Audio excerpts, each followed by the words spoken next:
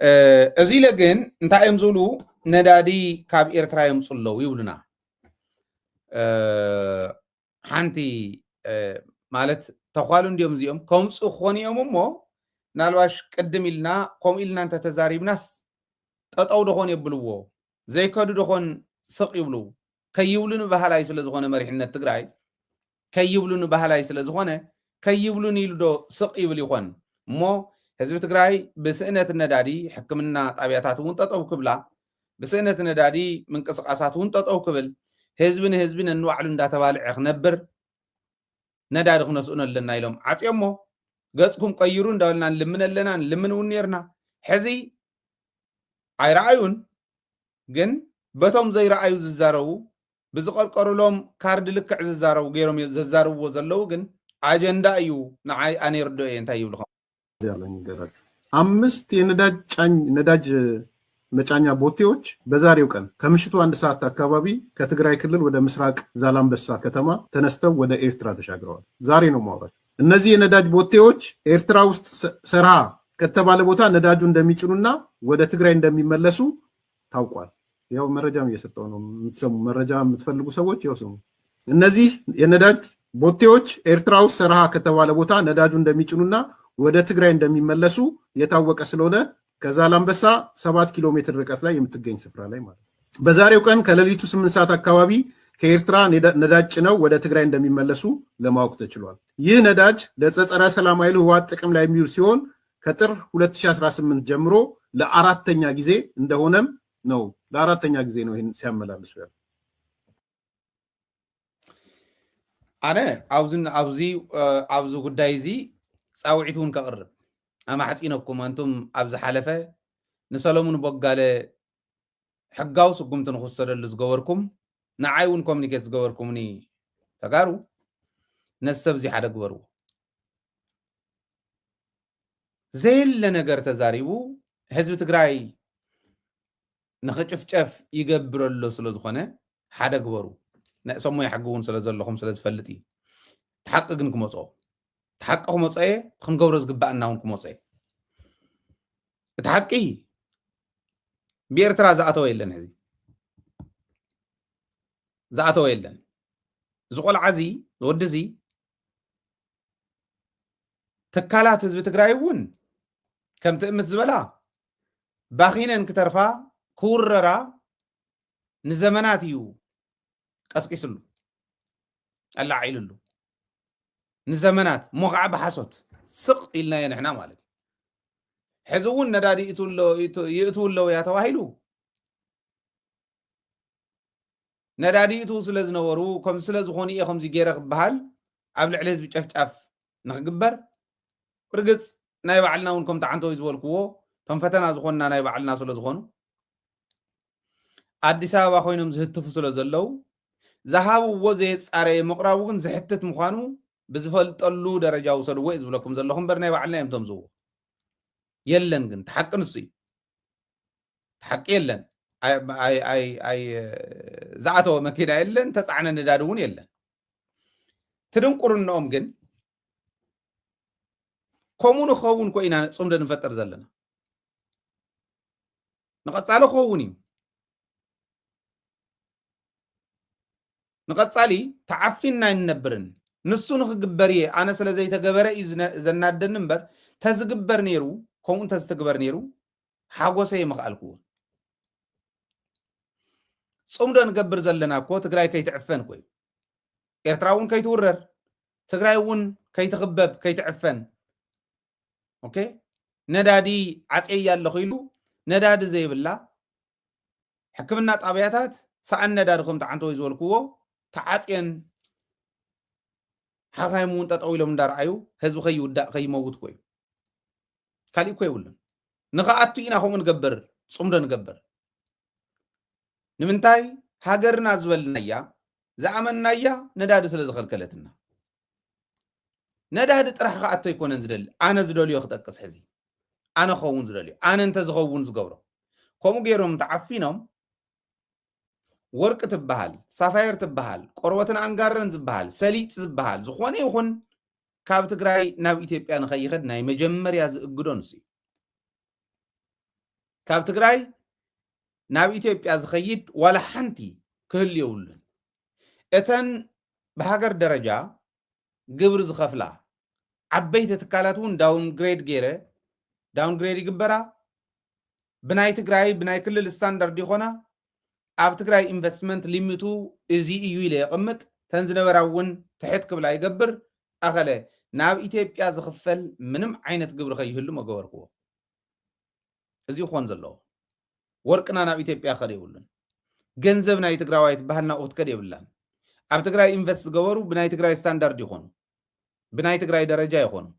ነዳዲ ብባፅዕ ትእቱ ምሩፅ ዘርኢ ብባፅዕ ትእቱ ዘመናዊ ድኹዒ ብባፅዕ ትእቱ ነጋዶ እውን ነጋዶ ትግራይ ብኣገይሮም ንኽኣቱ ንኽወፁ ትገብር ፍጹም ንድሕሪት ዘይምለስ ንፅባሕ ንድሕሪት ዘይምለስ ዓይነት ከይዲ ትጅምር እዚኣ ክትኮን ዘለዋ ክግበር ዘለዎ ሕዝን እስቲ በዓል እዚኦም ዝቕልድሉ መድረኽ ኮይናን ኢና ግን ናይ ባዕልና ስንፍና እንተዘይኮይኑ ኣነ ንሱ ጥራሕ እውን ኣይኮነን ትዝኣቱን ዝወፅን ጥራሕ ከይመስለኩም እንተተዓፊንካ መውፅን ምእተውን ክትደሊ ንቡር እዩ ንሱ ጥራሕ ግን እንተይኮነ ኣነ ባጤራ ናይ ኤርትራ ክሰርሕ ግበርዎ ባጤራ ናይ ሱዳን ክሰርሕ ግበርዎ ናይ ጎረባብቲ ዓድታት ናይ ኢትዮጵያ እውን ይስራሕ ናይ ካልኦት እውን ይስራሕ ስለዚ ብዝሕሸና ንሰርሕ ብዘድልየና ብዝጣዕመና ንሰርሕ እስካዕቱ ናይ ባዕልና ናይ ባዕልኻ ባጤራ ንምሕታም ሕግታት ኣለዎ ሕግታት ንሶም ማሊእና ናይ ባዕልና እስካዕ ንሕትም ይተሓሰበሉ ፕላን ይገበር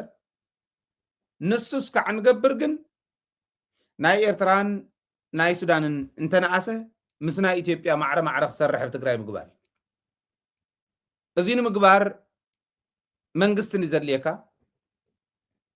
ሕዚ ተፈራሪሖም ዝኒአው መንግስቲ ዘድልየና ኢልና ቤት ምክሪ እንተመሊስና እቲ ቤት ምክሪ እንተተመሊሱ ከባረኒ ኢሉ ዝሓስብ ግዜያዊ ምሕዳር እታ ናይ ግዜያዊ ምሕዳር ስልጣን ኮይናስ እዚኣ ከይባረሩ ዝሓስቡ ስለ ዘለው እዚኦም ንሱ ይሓስቡ እቲኦም ከዓ ገሊኦም ከይብሉና ተምፃናዮም እስከባረሩና እዮም ከይብሉና ይብሉ ገሊኦም ቤት ምክሪ እንተመፅኡ ካሊእ ነገር እንተቀረበ እንተፅደቀ ከኢሎም ከዓ ይፈርሑ ኣብኡ ስለ ዘለና እንተዘይኮይኑ ነዳዲ ብኤርትራ ከኣቱ ምሩፅ ዘርእን መዳበርያን ብኤርትራ ከኣቱ እዚማ ንቡር እዩ ትዝቀለለ እዩ ትዝቀለለ ክንገብሮ ንኽእል እዚ ኣነ ግን ዝብል ዘለኹ ባጤራ እስካዕ ምስራሕ ናይ ሓባር ወታደራዊ ስልጠና እስካዕ ምግባር ክመፁ እንተኮይኖም እውን ክንክትክተኩም ኢና ቦዙ ኢልካ ምርኢት እስካዕ ምግባር ክበፅሕ ክእል ኣለዎ እዩ ኣኸለ ምክንያቱ ኢትዮጵያ ትበሃል ዓዲ ድሕሪ ሕዚ ንተጋሩስ ገዛ ኮይና ዓዲ ኮይና ክተንብሮም ትኽእል እያ ዝብል እምነት የብለ ኣይተንብረናን እያ ወብዚ ኸድናዮ እኮ ሰልኪምና ዘይንስና መሲልና ንነብር ዘለና ፎቲና ዲና ለይትን ቀትርን ስራሕ ሕልፍን ትርፍን ስትረስ ኮይ ክንደይ ሰብ ዝውዳእ ዘሎ ብጥሜት ዝውዳእ ብሕክምና ስእነት ዝውዳእ ብጭንቀት ዝውዳእ ብስራሕ ሕሰብ በዝሒ ዝውዳእ ኣብዙ ደረጃ እዚ ኢና ዘለና ስለዚ እዚ ተሓሲቡ ክግበር ዝግብኦ ይዛረብ ዘሎ ግን ኣይተገበረን ትፅቡቕነቱ እንታይ ክግበር ከም ዘለዎ ንሕና ከይብሉና ባህልቲ ስለ ዝኾንና ከይብሉና ኢልና ክንገድፈሎም ምእንታን ስለ ዝነግሩና ንሰን እውን እንዳለቐምና ክንተግብረን ክንክእል ኣለና ቦሉ እንደስርሕዎ ኢልናዮም ክሰርሑ ይከኣሉን መራሕትና ይኸውና ትሰርሕዎ ኣለኹም ትበሃሉ ኣለኹም ዘይሩ ዘይሩ ምባሉ እንድሕር ዘይተረፎስ እንተትሰርሕዎ ምዕረፍቲ እንተትውወት ህዝቢ ፅቡቕ ዶ ይኮነን ሕሰብሉ ባህላ እየ ለዚ እዚ ይብሉና ኣለው ንሱ ጥራሕ ግን ኣይኮነን ተፈላለዩ ሚድያታት ኣውፅኦሞ ኢሎም ንኣብነት ናይ ኤርትራን ናይ ትግራይን ሰራዊት ኣዘዝቲ ኣብ መቐለ ተራኺቦም እዮም ዝብሉ ከምዛ ትርእይዋ ዘሎ ሰበር ዜና ኢሉ የውፅዎን ኣንዳፍታ እዩ ኣንዳፍታ ማለት በዓል ስዩም ተሾሞ ዘለውዎ ማለት እዩ ካሊእ ተኣምር የብሉ በዓል እዚኦም እዮም ከምኡ ኢሎም ወፅኦም እኒአው ናይ ኤርትራን ናይ ትግራይን ሰራዊት ተራኺቦም ኣብ መቐለ እዮም ተራኺቦም እዩ ዝብል أما قليم تراخيهم برقص تنوصل تريوهم زنيهم يكونن تايزبل فيت نفيت تراخيهم يوم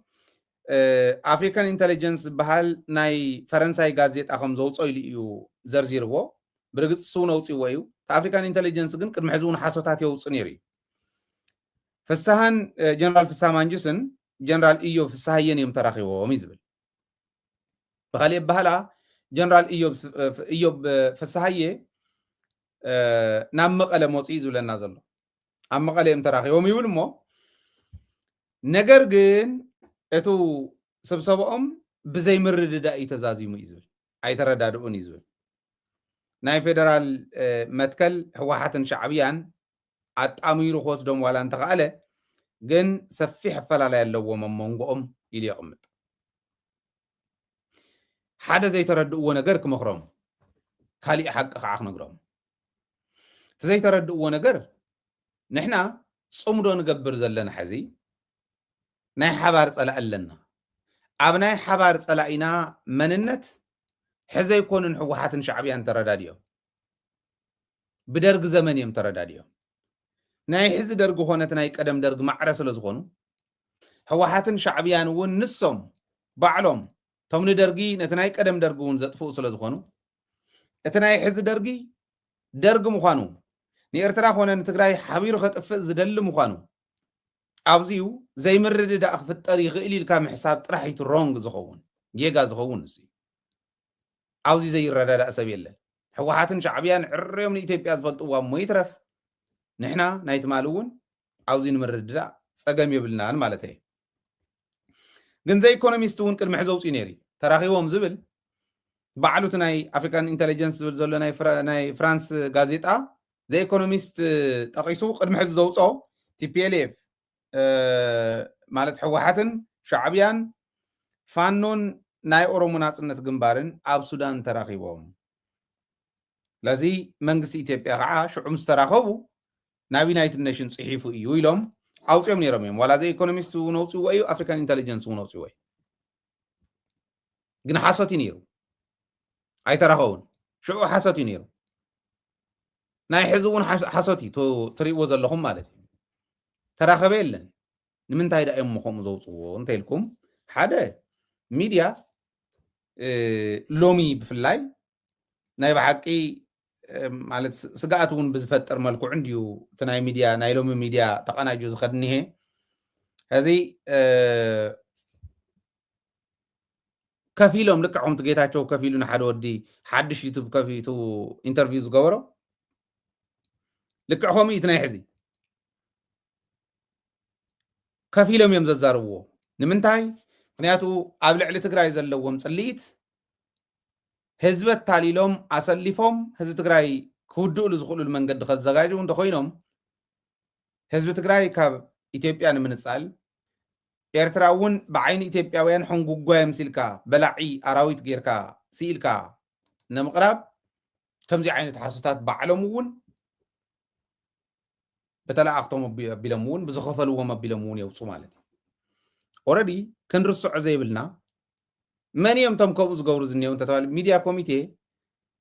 ኣብቲ ኩናት እዋን ጀሚሩ እስካዕ ሕዚ ናይ ሚድያ ኮሚቴ ናይ ኢትዮጵያ ዝበሃል ናይ ኣብዪ ኣሕመድ ናይ ሚድያ ልኡኽ ኮሚቴ ሰለስተ እዮም ኣይዶን ነታ ሰበይተላ ደየላን ሕዚ ኣይፈልጥን ቢንለኒ ስዩም ትበሃል ዳንኤል ክብረትን ሬድዋን ሕሴንን እዮም ናይ ሚድያ ዝበሃል እዚኦም እዮም ቶም ኮሚቴ ሚድያ ዝበሃል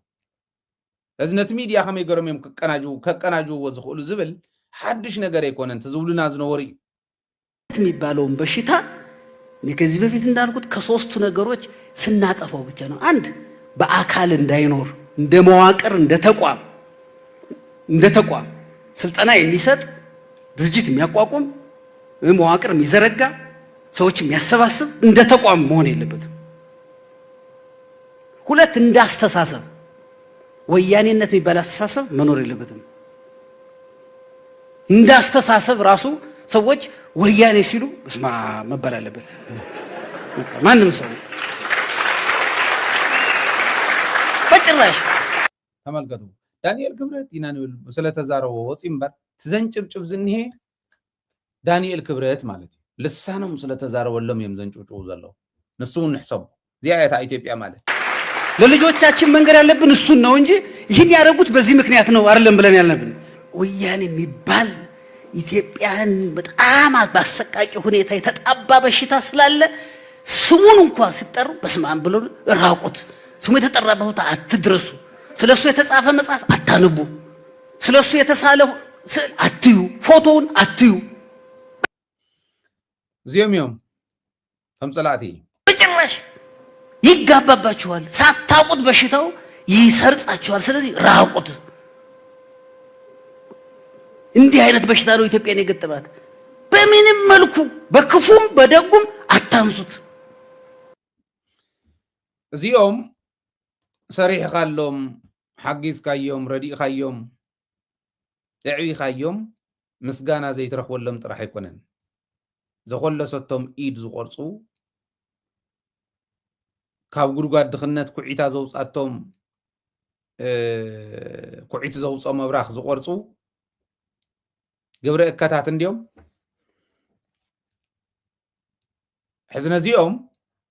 ኦረዲ ክንገብሮ ዘለና ኢለ እስካዕ ሕዚ ዝዛረቦ ዝነበርኩ ክንሰርሕ ከለና እዚኦም ስለ ዝኾኑ ኢትዮጵያውያን ንሕና ኣነ ሕዚ ንኩሉ ኢትዮጵያዊ ይኮነን ዘሎ ኢትዮጵያ ሒዝና ኣለና ንመርሕ ኣለና ዝብሉ ዘለው እዚኦም ስለ ዝኾኑ እዩ ሕዚ ንዓና ከጥፉና ምምፃእ እቲ ናይ ዓንተ ወይ ንብሎ ዝነበርና ናይ ሓሰት ፕሮፓጋንዳ ምስራሕ ኩሉ እንተሰርሕዎ ዘግርም ኣይኮነን። ሚድያ ኮሚቴ ናይ ኢትዮጵያ ቦርድ ኣካብ እንድዩ ናይ ኢቢሲ ቦርድ ኣካቢ እዩ ኣባል ናይ ኢትዮጵያ ብሮድካስት ኦቶሪቲ እዩ ዝሰብኣይ እዚ ከምዚ ዝበለ ሰብ ዝመርሐ ዓዲ ከምዚ ዝበለ ሰብ ዝመርሖ ሚድያ እንታይ ክብል ኢና ንፅበ ታናህና ከምዙ ኪዳነ ዝብሎ ዝነበረ ትግራይ ካብ ሃገር ንላዕሊ እያ ሕብረት ኣፍሪካ ከም ትፈልጥዎ ኣብ መንጎ ሃገራት እዩ ዝዳኒ ንመጀመርያ ግዜ ካብ መንገዲ ውፅእ ኢሉ እዚ ጉዳይ እዚ ኣብ ናይ ኢትዮጵያ ጉዳይ ክፍታሕ ስለ ዘይኽእል ንትግራይ ከም ሃገር እዩ ኢንተርቴይን ገይርዋ ሕብረት ኣውሮፓ ይኹን መንግስቲ ኣሜሪካ ይኹን ካልኦት ኣህጉራውን ክፍለ ኣህጉራውን ትካላት እውን ተሓወሱ ብዙ የንፃር እዩ ንሕና ኢና ኣብ ትግራይ ዘለና ኢና ፀገም ንፈጥር ዘለና ንሳቶም ከም ሃገር ትሪት ገይሮምና ባዕልና ናብ መንጎ ናይ ተእተው ዝብል ይውህና እውን ርኢና ውልቃውነት ስለ ዘጥቅዕና ናይ ገለ መራሕቲ እየ ዝብል ዘለዉ ከም ተጋሩ ናትና ጉዳይ ዓለማዊ ጉዳይ ናብ ዝኾነ ጉዳይ ናብ ናይ ኢትዮጵያ ቤት ፍርዲ እውን ኣይሽጎጥን ከምቲ ሕዚ ስምረት ፓርቲ ገይርዎ ዝኒሄ ኣብ ናይ ኢትዮጵያ ትካል ንዳንየሉ ጉዳይ የብልናን ውክልና የብልና ኣየናስሕናን እውን ኣብኡ ዝጥዕሞም ተለዮም ኣብኡ ሓቂ ይኽእሉ እዮም ከምቸው ጉዳይና ኣይኮነን ስለዚ ናትና ጉዳይ ዓለም ለኻዊ ጉዳይ ዝብል ክስመር ኣለዎ ሕጊ ዝበሃል የለን ሕዚ ከዓ እቲ ዓለማዊ ኩነታት ንኣና ደጋፊ እዩ ተሰክፍ የብልናን ፕሪቶርያ የለን እኮ ተጣሒሱ እኮ ከምቲ ተባሃለ እዚ ክስመር ኣለዎ